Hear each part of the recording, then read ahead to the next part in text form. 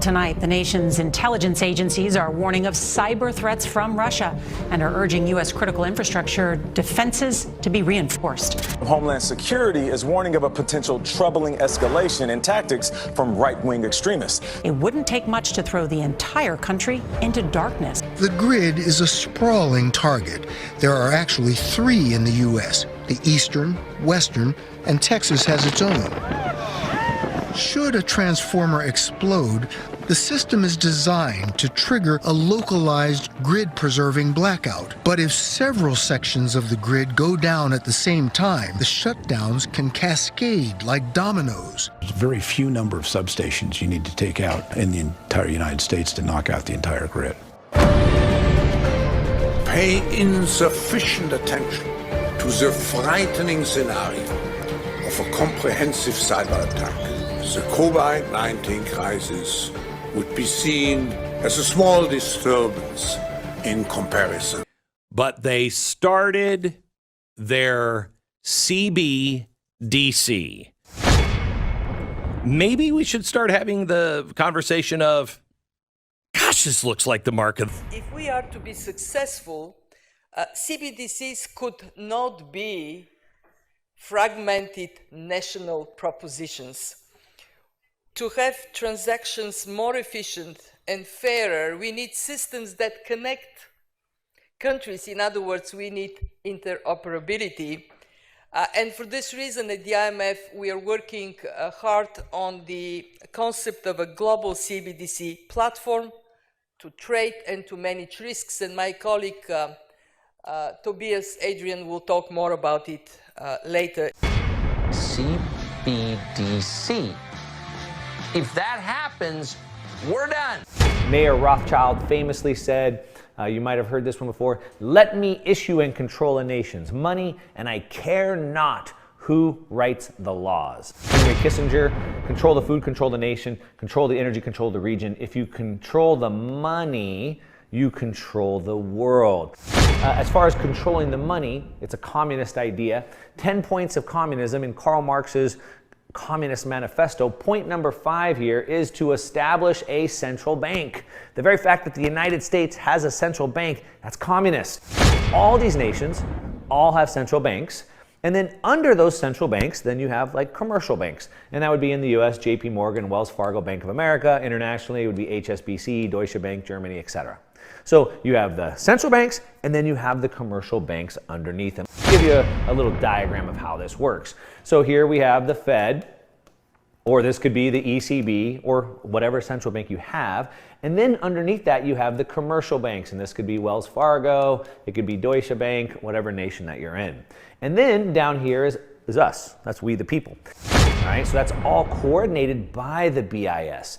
Then down here, we have these policymakers. So this is like the World Economic Forum, Club of Rome, Chatham House, Rockefellers, etc. These are like the think tanks. They are the policy makers. Then we have the policy distributors, the UN, the IMF. So then the IMF sits there.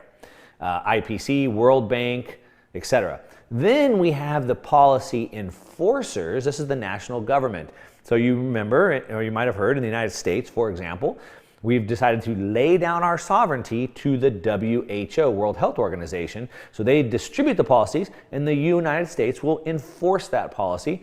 Down here below, we have the propagandists, and this is all mainstream media. And then, of course, down here is you and I, the policy subject. You have to understand, the game is being played up here. It's not being played down here where you and I are distracted. So now that you understand that framework, so BIS sits at the top. The BIS is the big boss, right? If you were playing a video game, you have to defeat the final boss. And it's sort of fitting that the boss of the BIS is the big boss. In the end, the ultimate objective is to essentially wipe all of the banks out so that your bank will be the Federal Reserve.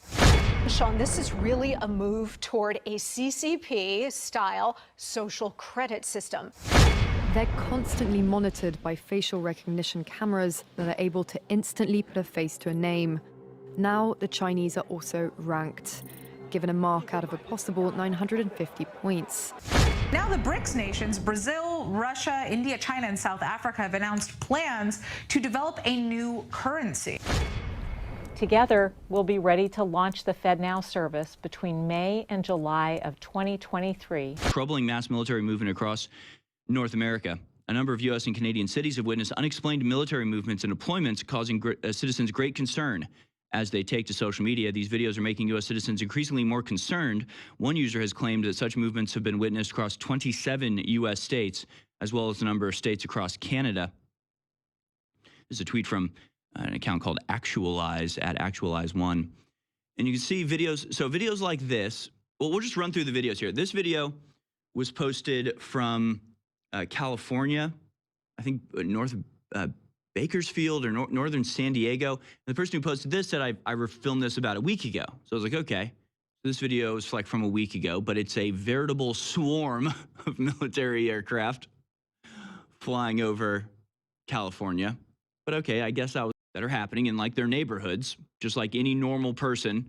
You see a tank driving down the road, you see a column of Hummers racing down the highway, or if you see a series of Ospreys landing in your backyard, you might take your phone out and film it and go, what the heck's going on here? Then enough of them get posted on the internet. A lot of people go, whoa, this isn't just happening in one place. It's actually happening in a lot of different places. What is happening here? This is kind of odd. And then the mainstream media comes along to say, this is all a conspiracy. Somebody is posting these videos trying to create fear for some reason. Like, no, this is just a natural sort of series of events. Bizarre military deployments, people capturing those on video, posting them to the internet, saying what's going on here. The weird thing is mainstream media coming in and going, actually, this is all a conspiracy and they're trying to make you scared for no reason and you shouldn't be scared and this isn't happening. It's like, no, it is happening. So what is this? Message given to me, which I have been given permission to give to you guys. Now, since this has occurred, this has been triple plus confirmed to me by other sources as well. But the first source came from this person who received emails from internal department heads, I believe, within government, I guess you could say. And this is the message. There are currently 250, roughly, I believe is the number, cities in the world, including America, of course, who are being held ransom in cyber attack fashion right now. One just happened a couple days ago. They cleaned it up. But right now, globally, I'm told imminently. Now, when I say imminently, I don't have an exact number for you, but it could be 5 minutes from now. It could be 48 hours from now. It could be a week or 2 weeks from now. It's not going to be like 6 months from now. That's what I was told. Like imminent. Also that something like this could pop off on a weekend because they know that people aren't technically prepared. Now keep in mind the 21st, next week, summer solstice. We're talking cyber attacks across cities that would potentially shut cities down. An attack potentially on the infrastructure of America / in the financial system. It could lead into a lockdown situation, which could also lead to a soft martial law.